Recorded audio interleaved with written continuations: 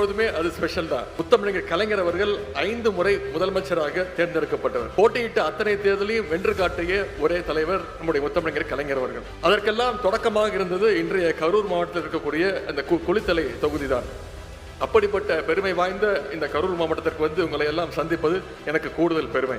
கரூர் மாவட்டத்திற்கு வருகை தந்து அரசனுடைய திட்டங்களை தொடங்கி வைத்து மாண்புமிகு துணை முதலமைச்சர் அவர்களுக்கு மீண்டும் ஒரு முறை என்னுடைய நெஞ்சார்ந்த நன்றியை தெரிவித்து நன்றியோடு நிறைவு செய்கிறேன். நன்றி, வணக்கம்.